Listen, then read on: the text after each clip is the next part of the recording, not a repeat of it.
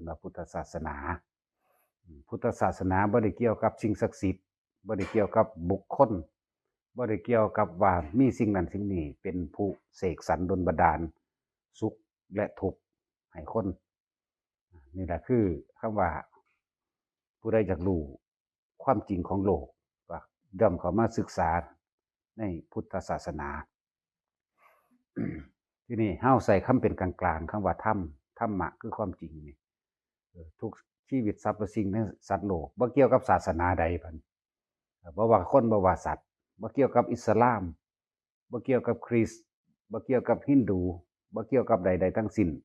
ทุกคนย่อมประสบความจริงในความเกิดแล้วก็ต้องหิว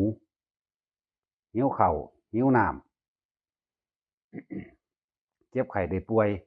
คือกันสุดท้ายมาก็ตายคือกันทุกคนมีลมหายใจคือกันนั่นบ่เกี่ยวกับศาสนาเด้ทุกคนเป็นทั้งสันบ่ว่าสัตว์บ่ว่าคนมีคือกันมีความหิวมีความรักแล้วก็มีความทุกข์จากการเจ็บไข้ได้ป่วยคือกันมีความทุกข์จากสิ่งที่พลัดพรากจากสิ่งที่รักคือกันมีความเจ็บปวดคือกันมีความปรารถนาความสุขคือกันเนี่ยบ่ได้เกี่ยวกับศาสนาว่าสิเป็นคริสต์ว่าสิเป็นพุทธว่าสิเป็นอิสลามว่าสิเป็นฮินดูหรือศาสนาใดๆในโลกนี้แม้กระทั่งพวกที่บ่มีศาสนาก็สร้างนี่คือความจริงของทุกชีวิตสรรพสัตว์และของโลกนั่นเอง ว่าผู้ใดบ่ฮู้จักพุทธศาสนาพูดเอธิโอเปียหรือว่าเป็นคนป่าอยู่หมู่ใดก็สร้างเวลาบุคคลผู้ใดผู้หนึ่งตายจากกันก็มีความห้องไห้เสียดายกันคือเก่าอยู่นั่น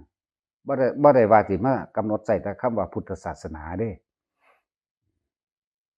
แม้แต่สัตว์บัดนี้มันสิศาสนามาหม้องใดเวลามันตายจากกันมันก็ไห้ก็ห้องก็โหยหวนหากันนี่คือความจริงคำว่าธรรมนี่เป็นสากลโลกเป็นสากลจักรวาลบ่ได้มาผูกขาดว่าธรรมะนี่ต้องอยู่ในพุทธศาสนาพุทธศาสนาเป็นหนทางแห่งความจริงบาดนี้เป็นหนทางของผู้รู้เป็นหนทางของการดำเนินชีวิตอย่างผู้รู้หยังก็รู้ธรรมนั่นแหละรู้ความจริงของทุกชีวิตสรรพสิ่งทุกสรรพสัตว์พร้อมบ่ได้เกี่ยวกันคำว่าพระพุทธเจ้าก็บ่ได้หมายเอาบุคคลเด้บ่ได้หมายเอาบุคคลหมายเอาความรู้แจ้งเห็นจริงจากความเป็นจริงของทุกสรรพสิ่งคือธรรมนั่นเองแล้วนำความรู้แจ้งเห็นจริงของทุกสรรพสิ่งออกมาส่งแสดงสั่งสอนบอกแนวทางการดำเนินชีวิตให้ทุกคนเข้าถึงความจริงจึงเรียกว่าพุทธศาสนาบ่ได้เกี่ยวกันเลยเห็นบ่ว่า บ่มีความเชื่อเกี่ยวกับว่ามีเทวดาอินพรหมหรือพระเจ้ามาเสกให้คนทุกข์หรือเสกให้คนรวยหรือดลบันดาลหรือประทานความทุกข์ความจนความร่ำความรวยให้คนหูหนวกตาบอดหรือตกอยู่ในที่แห้งแล้งอดอยากหรือตกอยู่ในที่สมบูรณ์บ่ได้เกี่ยวกับพระเจ้าว่าสิเฮ็ดน้ำเค็มหรือเฮ็ดน้ำจืดบ่ได้เกี่ยวกับต่างๆนานาที่วหารสำนวนที่เขาเว้ากันคือเทวนิยมพวกเฮาบ่มีเทวนิยมโดยหลักความจริงในพุทธเจ้าที่สั่งสอนแสดงมานี่คือว่าสัตว์โลกเป็นไปตามกระทำของเจ้าของเองผู้ใดกระทำสิ่งใดย่อมได้สิ่งนั้นนี่คือเหตุของมันเหตุแห่งการกระทำถ้าคนกระทำดีโดยสัมมาทิฏฐิก็ย่อมได้ดีโดยสัมมาทิฏฐิทำเลวโดยมิจฉาก็เป็นไปตามความเลวของมิจฉาบ่ได้เกี่ยวกับพระเจ้าบ่ได้เกี่ยวกับเทวดาอินพรหมนะอาศัยเพียงแต่ว่าบัดนี้ในคำว่าพระพุทธเจ้านี่เฮาเข้าใจว่าเป็นบุคคลแต่ว่าอาศัยรูปร่างของบุคคลที่เพิ่นรู้ความจริงแล้วออกมาเว้าซื่อๆพุทธศาสนาเป็นแนวทางเดินของกายวาจาและความคิดถ้าเฮาศึกษาความคิดให้ดีๆเด้ที่เพิ่นว่าใจที่เพิ่นว่าจิตมั่งเฮาบอกโลดว่า คือความคิดนั่นแหละลองศึกษาความคิดของเจ้าของให้ดีที่เฮาเคยมีความยึดมั่นถือมั่นมาเก่าก่อนนั้นเฮาเข้าใจว่ามีผีสางนางไม้เทวดาอินพรหมหรือพระเจ้าเป็นผู้เสกความสุขและความทุกข์เป็นผู้ดลบันดาลสุขทุกข์ให้ทุกคนได้นี่แหละจังว่าพุทธศาสนาจึงเป็นหนทางเดินให้เข้าถึงความจริงจึงเรียกว่าพุทธะแปลว่าผู้รู้ถ้ามันรู้แล้วมันก็ตื่นจากความหลับไหลที่เคยมีความงมงายเชื่อมาก่อนโดยหาเหตุผลบ่ได้อันอื่นๆตะเกาเฮาโดยเฮาเกิดขึ้นมานี่ก็คือว่านั่นแหละผู้เฒ่าผู้แก่พ่อแม่ปู่ย่าตายายก็บ่ได้รู้ความจริงจึงมีการปลูกฝังกันโดยบ่ได้ตั้งใจว่าปลูกฝังแต่ว่ามันเป็นมาเองโดยประเพณีนิยมในการเข้าไปขอร้องอ้อนวอนศาลปู่ตาอันนั้นก็เอิ้นว่าเทวนิยมอันหนึ่งคือกันผีตะเคียนผีนางไม้ผีต้นกล้วยหรือพญานาคหรืองูไปจังซี่เข้าใจว่าพญาครุฑหรือนกจังซี่สิมาปกป้องนั่นนี่ให้ได้เข้าใจว่าได้แขวเสือไฟได้แขวสร้างง่าสร้างได้ต้นไม้อันนั้นอันนี้เป็นมงคลเข้าใจว่าสิ่งเหล่านั้นบ่สิมาเฮ็ดให้คนมีความสุขมาเฮ็ดให้เจ้าของสมหวังบ่เข้าใจว่าเพื่อเขาหลงบ่หรือนวดเมตตาบ่เข้าใจว่านวดเหล่านั้นหรือเครือเขาหลงเหล่านั้นบ่สิมาเฮ็ดให้คนหักคนนิยมเจ้าของเองนี่คือความงมงายที่ถูกฝังมาโดยบ่แม่นว่าฝังแต่ว่ามันเกิดมามันก็ซึมซาบเอาโดยธรรมชาติของมันเองเพราะว่าสัตว์โลกเป็นไปตามกรรมการกระทำของเฮาเองบ่ได้เป็นไปที่พูดถึงว่าโดยอดีตชาติก็ได้ว่าเฮาบ่ได้เป็นไปในการดำเนินชีวิตทางพุทธศาสนาเฮาก็เลยบ่ได้รู้อิหยังมาก เมื่อเข้าสู่คำว่าพุทธศาสนานี่หนทางเดินของผู้รู้นี่เฮาก็จังสามารถได้ความสงสัยเหล่านี้ได้ความสงสัยว่าเนี่ยแต่ว่าเฮาต้องศึกษาความคิดของเจ้าของให้ดีเด้ในสิ่งที่เฮาเคยยึดมั่นถือมั่นที่คิดตึกตองไว้เก่าก่อนนี่หรือสงสัยเฮาเคยไปอธิษฐานไปขอศาลปู่ตาขอศาลเจ้าบ้านขอศาลหลักเมืองขอท้าวเวสสุวรรณขอพญานาคของูขอนกไปจังซี่ให้เขามาปกป้องคุ้มครองเจ้าของให้เขามาดลบันดาลความรวยให้เจ้าของความสมหวังของเจ้าของเองนี่แหละที่ทุกๆคนเกิดมาก็เห็นแนวนี้โลดเลยซึมซาบเองโดยธรรมชาติอัตโนมัติของมันเอง เพราะว่าเฮาบ่สั่งสมความจริงเฮาบ่สั่งสมธรรมะ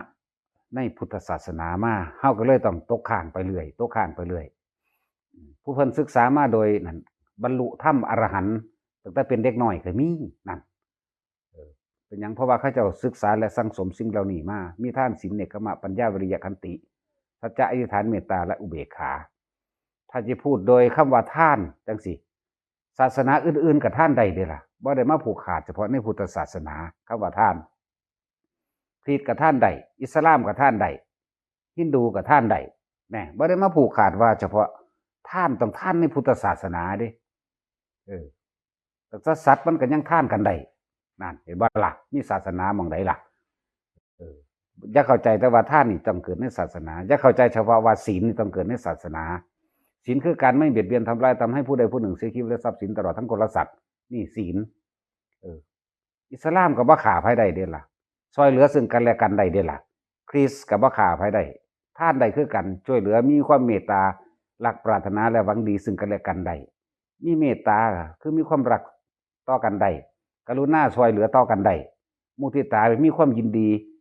เวลาผู้อื่นได้ดีต่อกันได้มีอุเบกขาต่อกันได้เนี่ยมันเกี่ยวกับศาสนาอยู่บ่ล่ะนี่แหละจึงว่าหลักธรรมบ่ได้เกี่ยวกันเด้บ่นะถ้าพูดถึงว่าพระพุทธเจ้าเฮา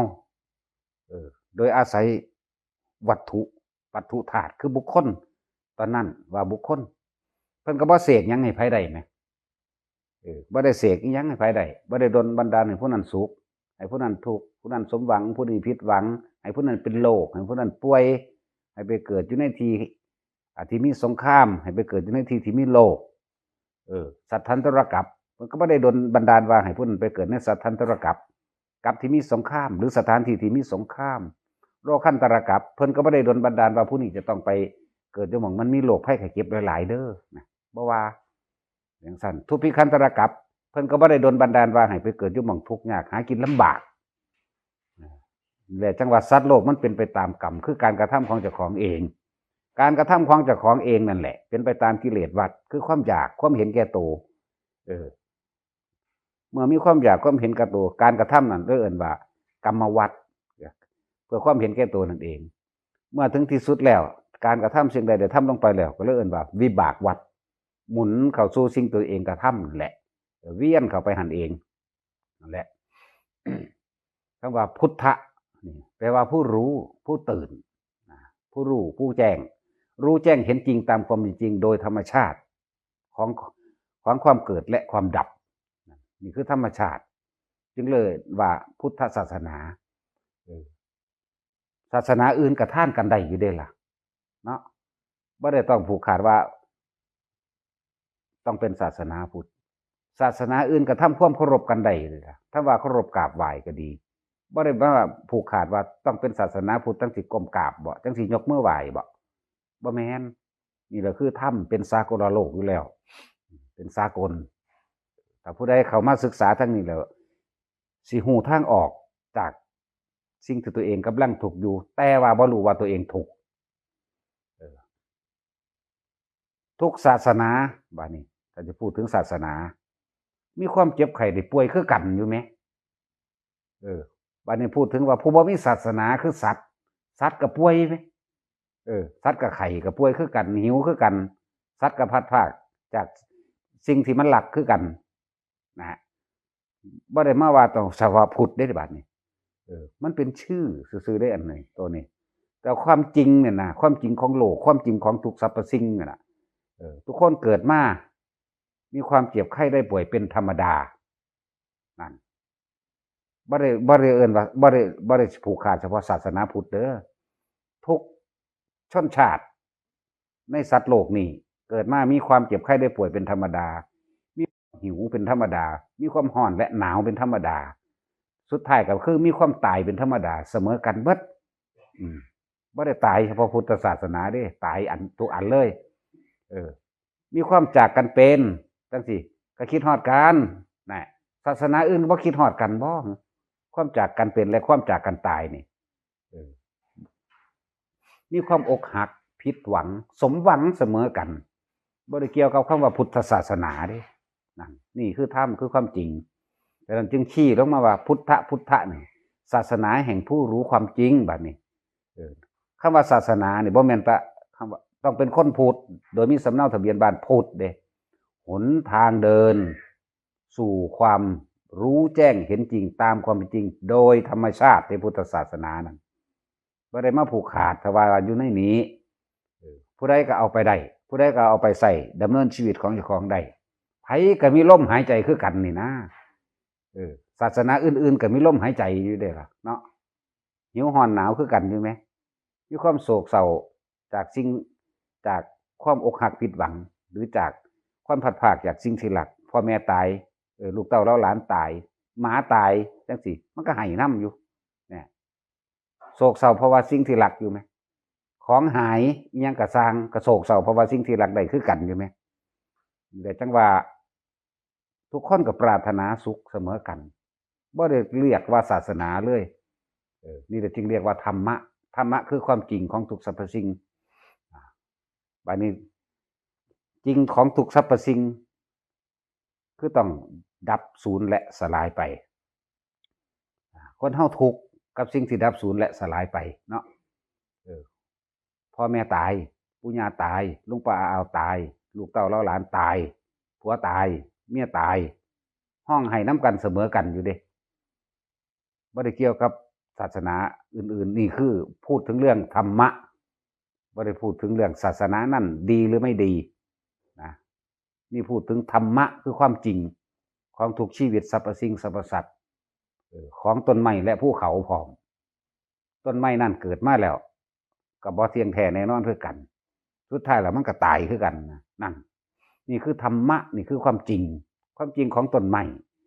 เออความจริงของอากาศคือกันเดี๋ยวก็ร้อนเดี๋ยวก็หนาวนั่นอันนี้จังบ่ล่ะเออสุดท้ายคำว่าร้อนแล้วก็มาหนาวก็อนัตตาก็อยู่ในหันน่ะในร้อนในหนาวอันนี้จังบ่ล่ะอ่าเป็นจังซั่น แล้วจังว่าเฮ็ดจังใดเฮาสิเข้าถึงความจริงได้ฉะนั้นเฮาต้องศึกษาความคิดของเจ้าของให้ดีความคิดที่มันจดมันจำสัญญาอารมณ์ต่างๆที่เฮาจดจำเอาไว้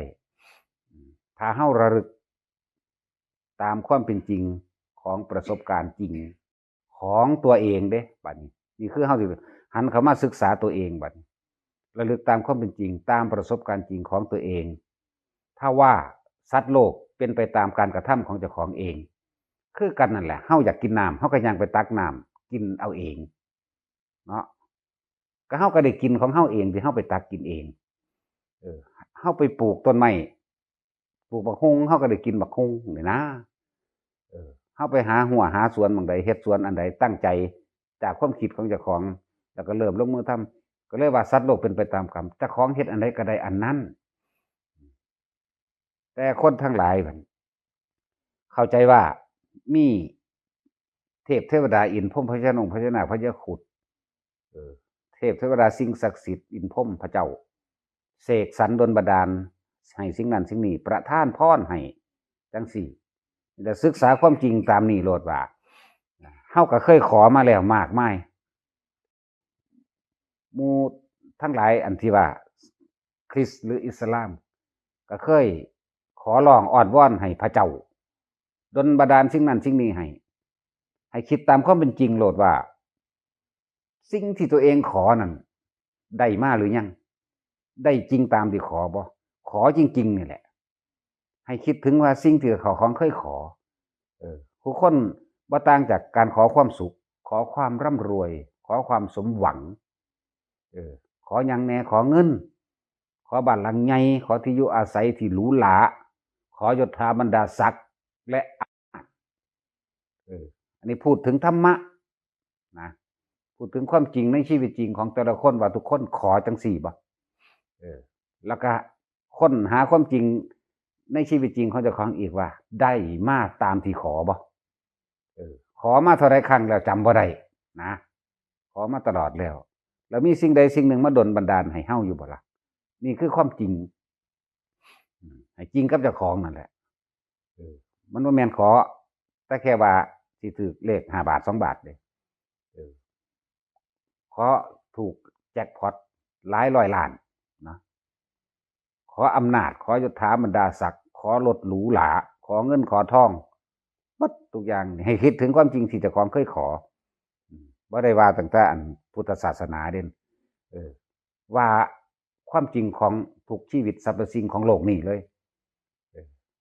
ว่าตามนี่คือเว้าเรื่องธรรมะเว้าเรื่องความจริงของโลกบ่ได้เว้าเรื่องศาสนาใด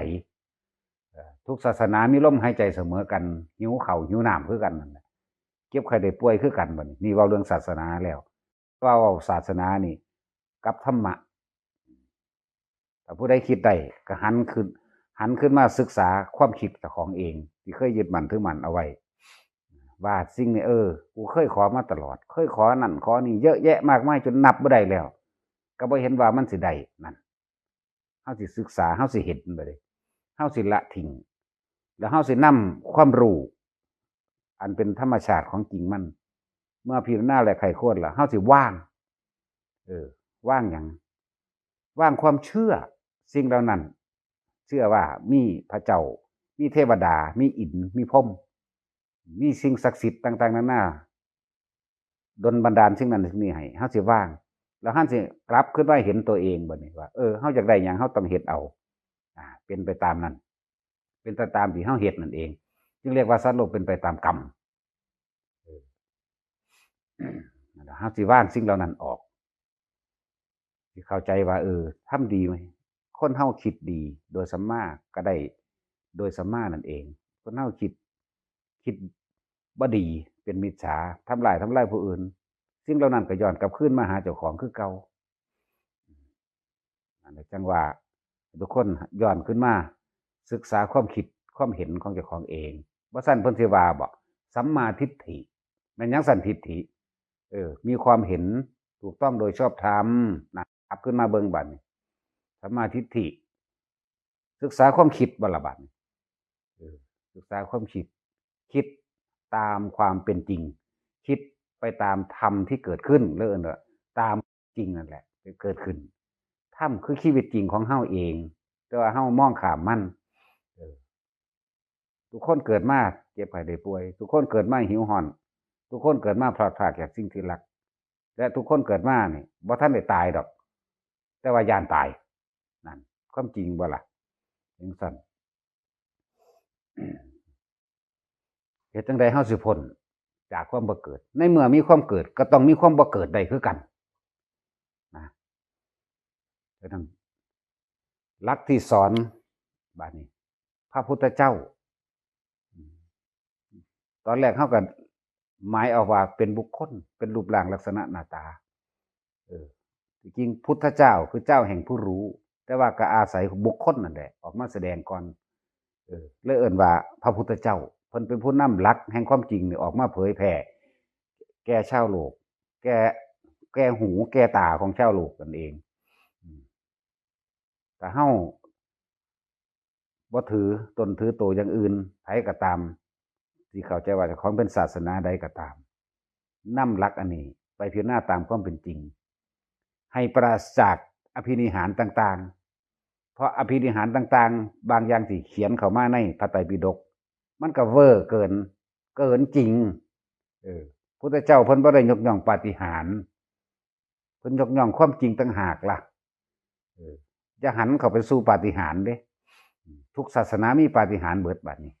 แต่โดยปาฏิหาริย์เฮาเกิดมาเฮาเห็นหรือยังนี่นะให้หาความจริงตัวนี้อีกมาเป็นเครื่องเทียบ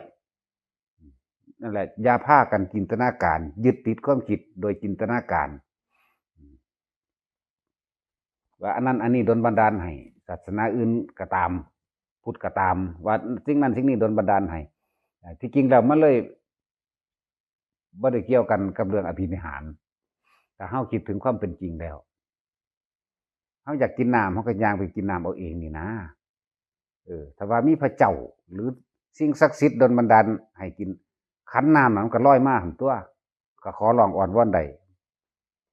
ขันน้ำโอ้ยอยากกินน้ำเด้อพระเจ้าเอาน้ำมาให้เทวดาเอาน้ำมาให้เนี่ยพระอินทร์พระพรหมเอาน้ำมาให้เนี่ยพญานาคเอาน้ำมาให้เนี่ยนกขุดเอาน้ำมาให้แน่ว่าเห็นว่าผู้ใดเสียเอามาได้นี่ต้องย่างไปกินเอาเองไปตักเอาเองอะไรจังว่าถ้าเฮาศึกษาคำว่าพุทธะนี่ผู้รู้เด้รู้หยังรู้ความจริงโดยธรรมชาติของมันทุกอย่างเกิดขึ้นแล้วดับไปเบิดนั่นแหละอนิจจังทุกขังอนัตตาถ้าเฮาไม่เห็นสิ่งนี้เมื่อมีความเกิดก็ต้องมีความบ่เกิดไหมแล้วเฮาก็ต้องหาสาเหตุของมันว่าผู้อยู่เบื้องหลังของความเกิดผู้อยู่เบื้องหลังของความทุกข์คือหยังหันเข้ามาศึกษาความคิดของเจ้าของความอยากและความยึดนี่เองนั่นเป็นสมุทัยล่ะความอยากของเจ้าของนี่แหละที่เฮ็ดให้เฮาดิ้นรนขวนขวายหาไปหาในทางมืดๆหมายถึงหาโดยไสยศาสตร์ก็คือหาโดยการขอนั่นเองก็มีไปทางใดก็จุบธูปเทียนขอท่านหยังก็จุบธูปเทียนขอจังซี่และอยากให้คนรักคนหลงจังซี่ก็ไปหาเครือเขาหลงมั่งไปหานวดหาเสน่ห์ยาแฝดยาหยังมาหลายอย่างนี่คือหลงไหลแบบหลายสั่นพุทธเจ้าเพิ่นก็สอนไว้อยู่ถ้าเฮาเป็นคนมีทานมีศีลมีภาวนาเนกขมปัญญาวริยะขันติสัจจะอธิษฐานเมตตาและอุเบกขาบ่ต้องไปเอิ้นผู้ใดมาดอกมาหักเจ้าของเขาหังมาเองเฮาเป็นคนมักช่วยเหลือบุคคลผู้อื่นเป็นคนที่สงสารกันมีอันใดพอซอยได้ซอยนั่นกรุณาล่ะเป็นคนที่อิจฉาริษยาเวลาผู้ใดได้ดีก็ตามเอิ้นมุทิตานะยินดีร่วมกันล่ะของบางอย่างที่มันบ่อาจสามารถซอยได้ก็เป็นคนที่ว่างอุเบกขาได้เฉยๆคือบ่เข้าไปยุ่งซะจังซี่เนี่ยแต่เฮาคิดถึงความจริงตัวนี้ได้บ่หาแต่ไปเอิ้นคนมาดอก หลายๆอย่างที่พวกเขาบ่เข้าใจบางคนก็ขายเสน่ห์ยาแฝดขายหนวดเมตตาขายเครือเขาหลงคือหลวงตาสินเพิ่นว่าสาวแม่ห่างขายยาเสน่ห์ว่าซั่นพวกเขาแปลดีๆเด้อเจ้าของก็ยังบ่มีผัวนะมันสิไปขายแล้วไผสิมาเอาเนาะแล้วก็บรรยายสรรพคุณเนาะอุ้ยอันนี้ดีนี่ผัวรักผัวหลงจังซั่นจังซี่บัดเฮาถามขึ้นว่าเจ้ามีผัวอยู่บ่บ่แน่เจ้าคือบ่ไปหาผัวมันได้ซะก่อนจะมาขายยาเสน่ห์จังสิเข้าใจว่าผัวรักผัวหลงเนาะก็คือเขาหลงก็คือกันบัดนี้อิหยังที่ว่านั่นล่ะถ้าบ่หลงเขามันบ่ไปหามาเด้เนาะนี่เบิ่งนี่มันหลายสั้นอยู่เด้อันคำว่าอวิชชานี่คำว่าความบ่รู้นั่นเองความบ่รู้ของเฮาในความจริงความบ่รู้ของเฮาในคำว่าธรรมนั่นเองหลายสั้นเด้คือเขาหลงอุ้ยพากันแสวงหาว่าซั่นเสียเงินเสียทองไปหาอาจารย์นั่นอาจารย์นี่นะว่าล่ะเออลงหน้าท้องว่าซั่นมีแต่หมอนที่มันสิลงให้จักว่าล่ะนะอย่าไปใหญ่ศิลพวกเจ้าก็ไปเสียมาแล้ว5-6,000อยู่ว่าแม่นบ่จังซั่นแหล้วแม่นหรือบ่แม่นล่ะถ้าบ่หลงเขาบ่ไปหามาได้เดี๋ยวมื้อนั้นเนาะคือเขาหลงอิมะลิมึงยังหาอยู่บ่เดี๋ยวนี้หามาแนวใดกูเป็นตาใดดอกแต่กูก็ย้านอยู่มึงก็เลยหน้าว่าไงเปิงเคิงอยู่เออจังซั่นแหล้วมึงสิเอาหยังมาท่าเขาจึงสิมาหลงมึงเนาะแต่ว่าแนวฉาบหน้าก็ CTOA กับรุ่นกระป๋องใหญ่พุ่นติเออแต่งท่าสีบักใหญ่ตวดก็บ่เต็มจักเทื่อเออลิปจังสิต้องท่าข้างบนนี่2อันจังสิพอข้างล่างอีก2อันครึ่งคือซั่นแหละพูดถึงว่าประเภทเครือเขาหลงหรือว่าขายยาเสน่ห์ตามในห้างขายยาเสน่ห์มากินพอมันก็อยากหัวเด้แล้วไปโฆษณาสรรพคุณว่าดีจังซั่นจังซี่ผัวฮักผัวหลงอยู่ฟังความเจ้าเด้ว่าซั่นว่าเขาถามขึ้นว่าเจ้ามีผัวอยู่บ่บ่ว่าซั่นเป็นตาเชื่ออยู่บ่ซั่นเนาะนั่นแหละเครือเขาหลงก็คือกันถ้าบ่หลงเขามันสิพากันไปเฮ็ดบ่ลงหน้าท้องก็คือกันลงไปเฮ็ดหยังเมตตาว่าซั่นซักไปแล้วแล่นหาผู้นั้นอยู่ว่าซั่นแล่นหามันมีแต่คนแล่นหนีเนาะเขาย้านไล่ตำทายอยู่เขาย้านไล่ตำทายอยู่ตั้งแต่หน้าท้องแตกก็พะแห้งแล้วยังมาสักยังละลายใส่อีกอยู่เรื่องสั้นล่ะนั่นก็คือคำว่าบ่รู้คำว่าอวิชชาคือความบ่รู้จริงคือความบ่รู้ธรรมคือความบ่รู้ของจริงเฮ็ดให้คนเฮาหลงแสวงหาสิ่งนั้นสิ่งนี้เด้แสวงหาถ้าเฮาเข้ามาศึกษาธรรมะของพระพุทธเจ้าแล้วธรรมะของท่านผู้รู้ได้แจกแจงไว้แล้ว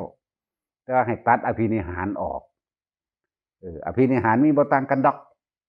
เขียนเสริมเติมแต่งเข้ามาเยอะนะอภินิหารน่ะมีการห้องเหินเดินอากาศอันอื่นๆศาสนาอื่นก็มีการห้องเหินเดินอากาศคือกันมีการดลบันดาลอันนั้นอันนี้ให้คือกันนี่คือกันเด้นั่นแหละให้ตัดออกซะอันอภินิหารทั้งหลายถ้าเฮามาเห็นโดยความจริงว่าทุกสิ่งทุกอย่างนี่เกิดขึ้นแล้วย่อมดับไปความเกิดเป็นทุกข์เพราะว่าหยังทุกข์เพราะว่าความหิวร้อนหนาวเจ็บไข้ป่วยไม่สบายพลัดพรากจากสิ่งที่รักและตายนี่นะนี่คือความจริงแหละบัดนี้บ่เกี่ยวกับศาสนาบัดนี้ทุกชีวิตสรรพสัตว์เป็นแบบนี้เบิดถ้าเฮาเห็นความจริงอันนี้แล้วเฮาก็สิบ่ดิ้นรนทะเยอทะยานหรือมีความรังแกข่มเหงเบียดเบียนทำลายกันด้วยความเห็นแก่ตัวทุกคนปรารถนาสุขด้วยกันทั้งนั้นเลยก็เลยมีความเห็นแก่ตัวโดยหารู้ความจริงไม่นี่ความจริงโดยอนิจจังทุกขังอนัตตาความจริงของสรรพสิ่งเปลี่ยนแปลงไปความจริงของสรรพสิ่ง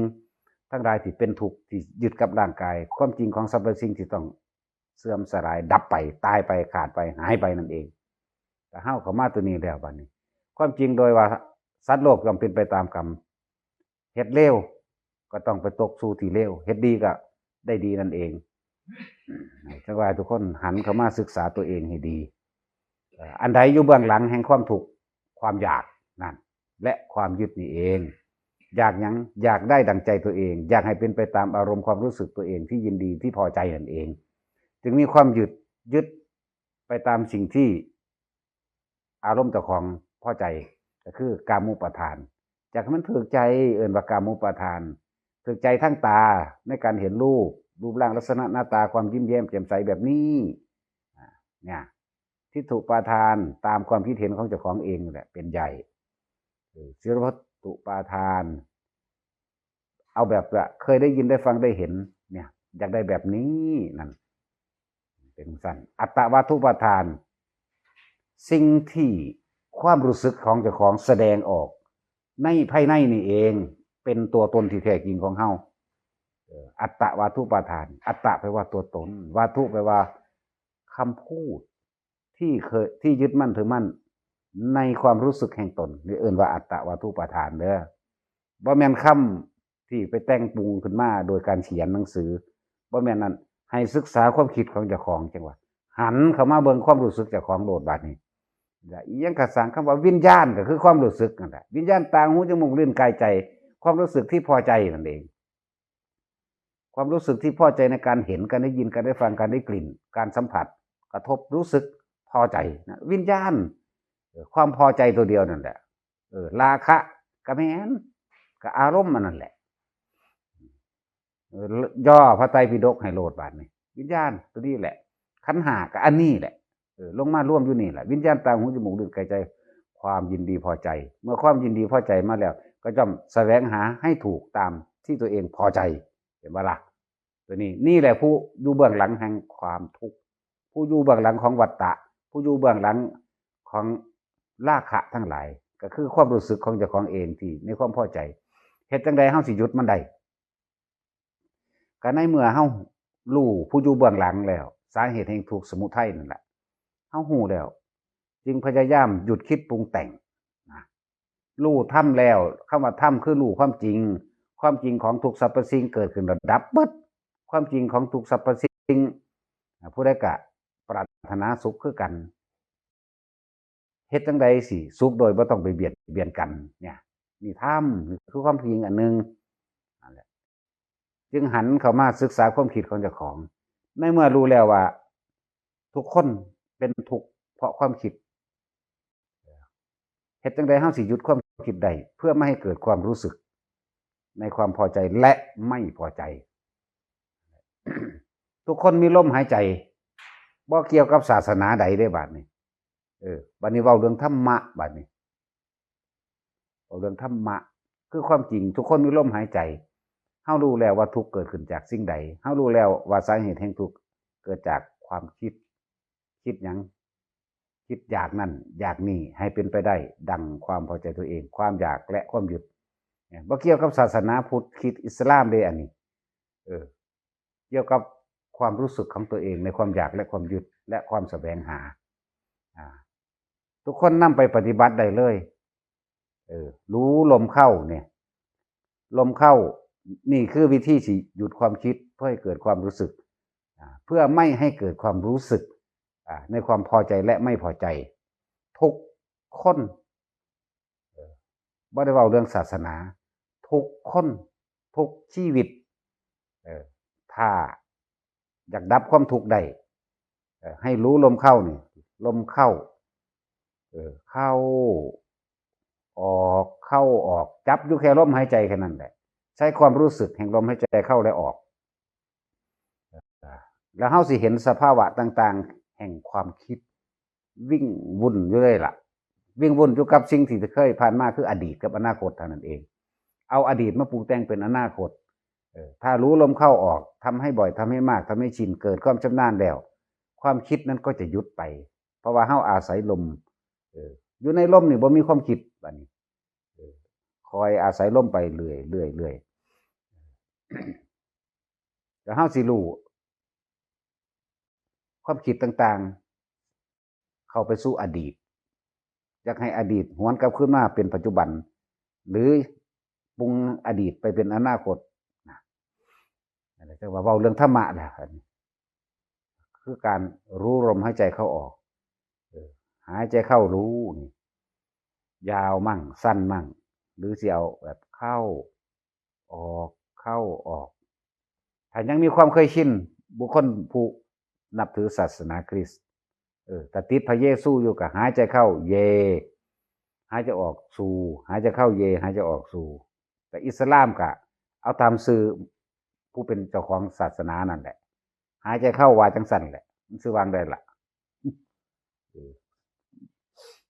นั่นแหละหายใจเข้าเอาตามนั้นหรือจะหายใจเข้ามูหายใจออกหมัดก็ได้ตัววิธีหยุดความคิดบ่ให้มันปรุงแต่งจึงคิดอยู่ในหลักเดียวนี่เขาพูดถึงเรื่องธรรมะเขาพูดถึงคำบริกรรมยังติดในบุคคลผู้เป็นเจ้าของศาสนาผู้เริ่มต้นแห่งศาสนาก็ใส่ซื่อนั่นแหละเฮ็ดไปเถอะบ่ได้มีลิขสิทธิ์ดอกว่าลมหายใจนี่มันก็เป็นของไผของมันอยู่แล้วเป็นหยังเฮาคือบ่หาวิธีหยุดมันเฮาสิฮู้เองดอกว่านี่ว่าคำว่าสมาธินี่คือหยังจิตตั้งมั่นในความสงบบ่ได้แม่นว่าเอาเฉพาะพุทธศาสนาเด้